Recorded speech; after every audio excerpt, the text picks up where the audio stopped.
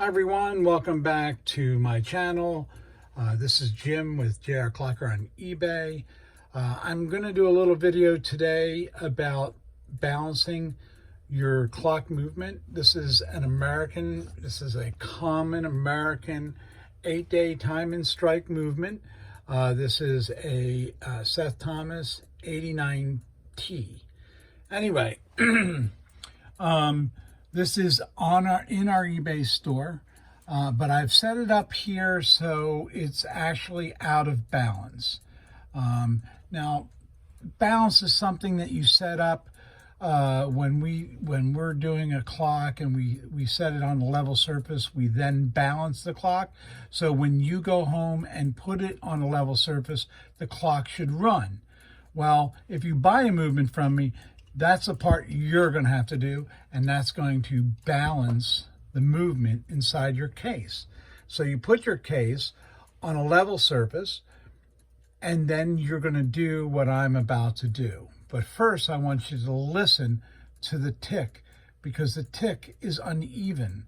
It's like a drum beat that's a little bit off. Listen.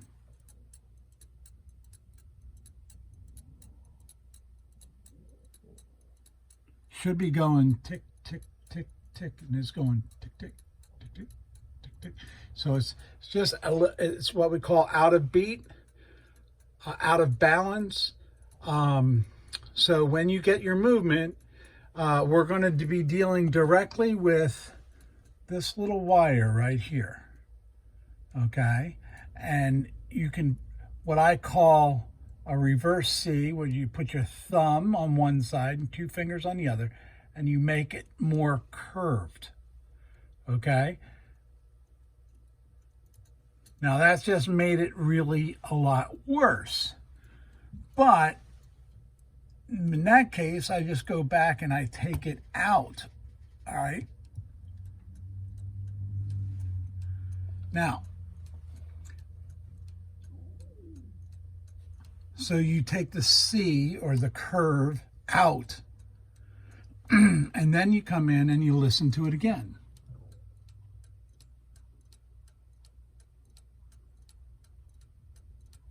And just pretend you're drumming a drum. Ba, ba, ba, ba, ba, ba, ba, ba, ba. Okay? So I have a computer I put it on, which gets me a lot closer. But then if you take this movement, it's in your case. You got to do this in the case. And it's on a level surface, and you can get it to do that. What will be, it will be then balanced. Then you put the clock on any level surface, and it should be balanced. But let me tell you one more thing. When you move the clock, you take the pendulum off. Okay? Because the pendulum being on the clock when you're moving can actually, one, cause problems with your suspension spring, which is right here, but also can change that curve one way or the other and make it, out of beat again. So this is what we call out of beat. Most clocks can run a little bit out of beat, but you really want to try to get it as close as possible. And let's just review. I can sit here. Let me take it with my other hand here. Okay. So I'm going to really make it different. So you can tell I really bend it. It's brass, it bends. So it won't go. Oh. Let's see. It won't even run till it's way over here. And then I don't think I can get it to run. Barely. Okay? But if it's over here, it won't run at all. So let me go back in here again and bend it out.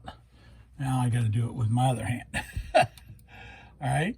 So then I bend it way out. And let's say I now put it back in the case, and now I want to level it. All right. Still a little bit struggling to go this side. So I'm going to put a little.